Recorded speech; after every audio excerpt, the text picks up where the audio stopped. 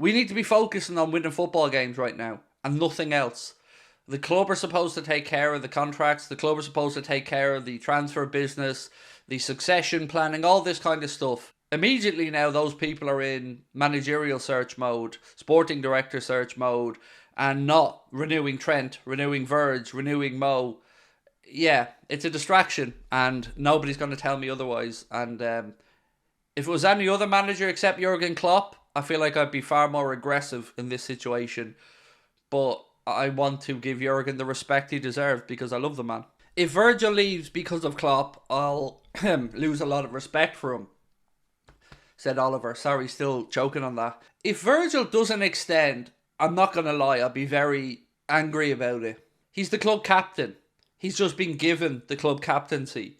I don't think he should be looking to go anywhere, in my opinion. But Connor said something to me yesterday, and it got me thinking. We all believed that Jurgen Klopp was us, felt the same way as us, idolised the club as us, will be going on forever as us. And I'm not saying that he made us feel that way, but it was a reminder that nothing is forever and that everybody has their own life to live and look after. I think that's the fairest way to say it.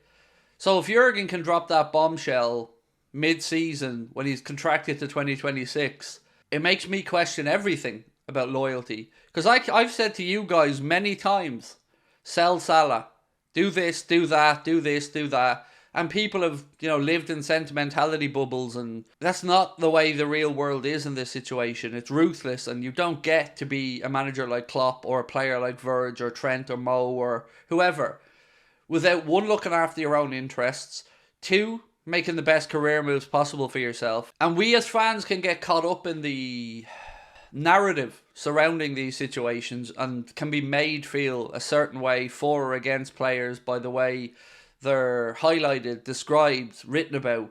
Look at Jordan Henderson, good example. Years, everything. Positive media, great lad, leader, ally, all these other things until money came calling and then he changed his mind. And right now, I feel sad about Jurgen Klopp's situation. And do I feel let down by him? Yes, I do. I do. I can't lie about that.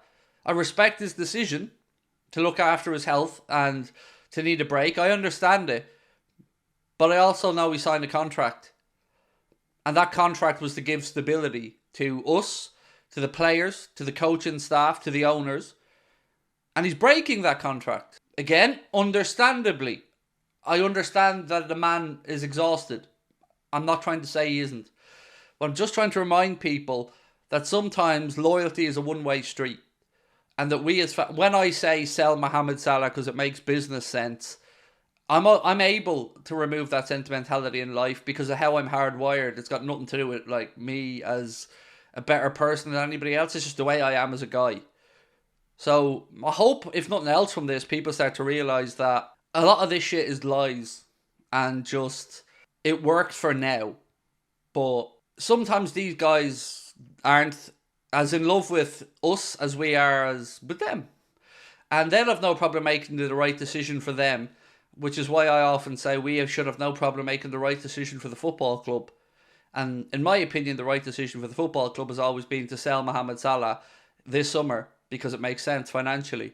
And it gives us the opportunity to... And now even more so because Klopp is leaving, I'm even more sure that the right thing to do is sell Mohamed Salah this summer. Because a new manager gets to start a new life with a new team and build and get some money to build. So for me, more than ever now, I'm definitely of the mindset of cash in, get the money, give it to a new manager, and let's finish off the building of Liverpool 2.0. But that's just my viewpoint. We all see things differently. 9 years as a coach for a top team is rare these days. Absolutely. 100%, mate. It's and I've said this for years as well, Stephen. Look at managers when they come into the Premier League and look at managers 3, 4, 5 years into their time in the Premier League. It really does take its impact and it does age them very quickly because it is a really high intensity media bubble that they live in, full of pressure all the time. And they're expected to be almost perfect. And let's be, as human beings, we're not perfect. So that's why I said no problem saying Yeah, Jurgen's tired. Fair enough, I get it. But how else am I going to say this without sounding like an asshole? Because I'm going to sound like an asshole however I say this. I will be astonished if he takes a year off. Astonished. I would almost bet a good significant amount of money that by the middle of this year, he'll be lined up for another job. Probably the German job after the Euros. Even if it means they go through the Euros with Nagelsmann and then Klopp comes in September, August, and starts with the German national team then. I just don't believe he's going to take a year off. I don't, sorry. I know that might sound shitty to people. Because remember, he said this when he left Dortmund. And he came in for us. But we all thought, well, it's Liverpool. Of course, it's such a big job that he has to come in for it. But he did say he was taking a year off and he didn't. What makes me believe that he's going to take a year off now? I don't, quite simply.